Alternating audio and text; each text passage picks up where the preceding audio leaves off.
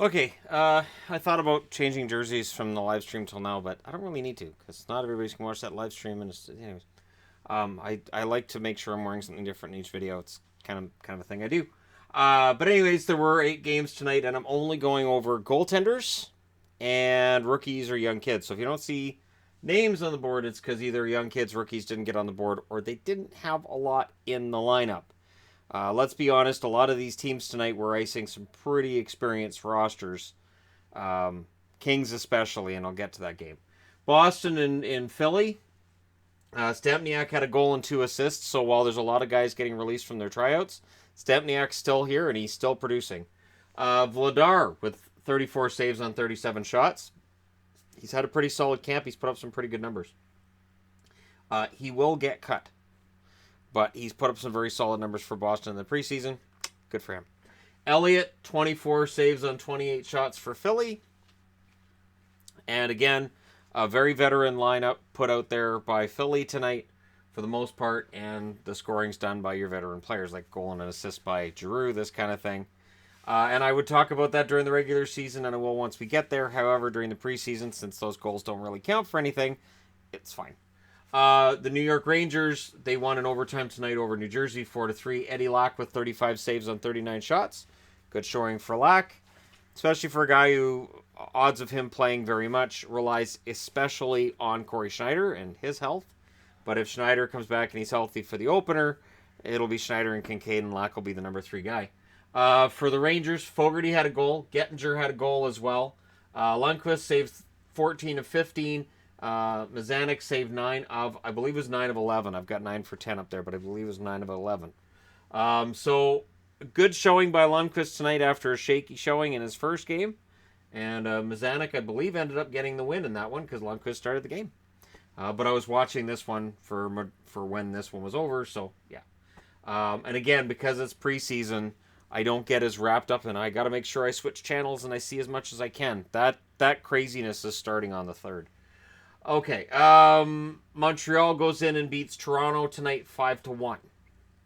So the excitement over Toronto will not be dashed by anybody, and I will not even give that an attempt.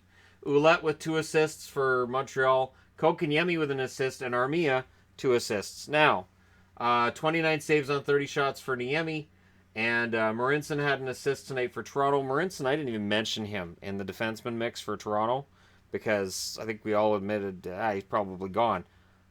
But maybe he'll push for a spot too. Jordan Subban was a -3 tonight. That's kind of what ends up happening with him on the ice. And Sparks, 31 saves on 36 shots. So these results tell me that odds are McElhinney's still going to be your backup in Toronto. And I don't know what you do. Do you try to waive Sparks, or do you see if there's a market for him? You have to find a team that's willing to use him as a backup and waive their current backup. It's tricky. And for Subban, I would expect him to get sent down tomorrow. I'd be very surprised if he sticks around. Now, back to Kokaniemi. And I've been saying for a while, and Montreal management has said for a while, that Kokaniemi will have every chance to make the roster. And Montreal fans, before we even got into the preseason, are like, Kokaniemi's not making this team. He should. My argument is he should. You got him down the middle. Danault drops down to number 2.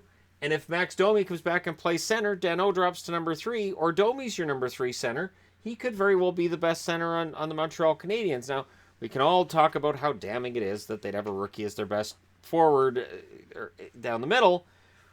But if he can play, then let him play. And I really think Bergevin's going to give him a shot. Because if Niemi, or Kokaniemi, Kokaniemi and Niemi were both out there, so that's going to be awesome for me, right? Kokaniemi, if he is capable of playing those minutes, and if he can make Bergevin look really smart for having drafted him at 3, that can help save his job.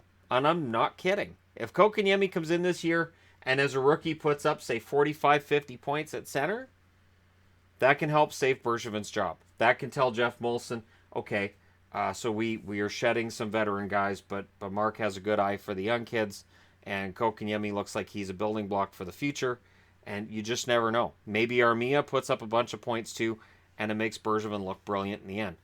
And again, Niemi with 29 saves on 30 shots. He's not really in any danger of losing the backup spot, but he looks good going into the year. Dallas wins at home tonight 5-3 over a veteran-laden team from Minnesota. Dubnyk, 32 saves on 37 shots. Hintz with a goal and an assist for Dallas. So maybe he gets in there. Come on, Hintz. I'm pulling for you. And Guryanov with another assist. So we'll see if they keep him around. I'll be interested to see what happens with Dallas with Guryanov. And Hudobin made 27 saves on 30 shots. So whether he was backing up in Boston or now Dallas, I'm completely comfortable with Hudobin as a backup goaltender. The Winnipeg Jets, they put a 5-4 loss in overtime on the Calgary Flames. Niku with 2 goals. He wants a job. And I have to say, in what I saw of the game, the Jets against Edmonton, Vesalainen looked very good. So Vesalainen and Niku may both get in the lineup. Franklin with a goal tonight too. Brossoit saved 34 out of 38. For Calgary, Valimaki with a goal. Dubé with an assist. Dubé's going to make this roster. And it could get uncomfortable for somebody in the Calgary lineup who should make it, but just the numbers tell you there's somebody who's going to get pushed out of this lineup that we expected to be there. And Mike Smith, 21 saves on 26 shots. We'll see how things turn out with Smith. I don't really have any large concerns right now as long as he's playing. LA and Vancouver. I know the shot clock shows you that Vancouver had shots, but I'm going to say right now this game to me was never in doubt. Markstrom, 23 saves on 27 shots. Quick saved 28 out of 29. Amadio with 2 assists for LA. Like the kid a lot. And honestly, this was the Kings game. Kovalchuk seemed kind of quiet though. And I'm wondering what's going to happen with him come regular season if he struggles off the hop, especially if guys like Amadio and Iafallo that I thought had a good game, if these guys play really well, does that end up somehow affecting his place in the lineup? Could Kovalchuk see himself pushed down to potentially third line if he struggles out of the gate? Anaheim, they win over the Arizona Coyotes 4-2. Hudson Fasching with an assist for Arizona. Darcy Kemper, 24 saves on 27 shots. In the Anaheim side of things, Sam Steele with a goal. Sherwood had an assist. And Gibson saves 29 out of 31 shots. So, excellent performances for Anaheim. Helped them to a win over Arizona. And we'll see if Steele makes the lineup. There's a spot in the lineup for him. But if Kessler ends up getting cleared to play, does that affect Steele? Probably. Vegas loses at home tonight against Colorado. Kaut with an assist for Colorado. And Frank Hughes, 29 saves on 32 shots. On the Vegas side of things, Pacioretty scores again. And Bischoff had a goal on the blue line as well. So there is a bit of a battle brewing on the blue line for Vegas. And we'll see where things turn out. Haig got sent down by them. It's probably going to be between Bischoff and Brandstrom, who they keep. Bischoff may be the one they keep around because he's older. Subban, 23 saves on 27 shots. So it's going to be interesting to see how things shake down with Vegas from here. But nice win tonight for Colorado on the road. Bob McKenzie reported today, recently 6 hours ago, there's no news on anything to do with the restricted free agents, including William Nylander, meaning they're not close and they're not really talking very much. So there you go. We'll see where this turns up. It could be that tomorrow morning we're talking about Nylander signing a deal because he gets a call. His agent gets a call in the middle of the night from Kyle Dubas saying, let's get this done. But we're not there yet. Scotty Upshall was released by the Oilers from his tryout. He didn't even get into a game for the Edmonton Oilers. So that's rough. It's rough to get a tryout and then you don't get into a single game. That's kind of brutal, and I feel bad for Upshall on that one. The Caps signed their number 1 draft pick from this past June, Alexiev. I don't anticipate him getting a shot this year, but the fact that they signed their first-round draft pick today tells you that they're pretty high up on what this kid can do, and they love Russians in Washington. They really do. The Isles signed Lucas Biza. So the New York Islanders, happy with Lucas Biza, came in on a tryout, earned himself a job. That can happen. Watch for Lee Stempniak to get signed by Boston. I'd be very surprised if Stempniak doesn't end up signing in Boston.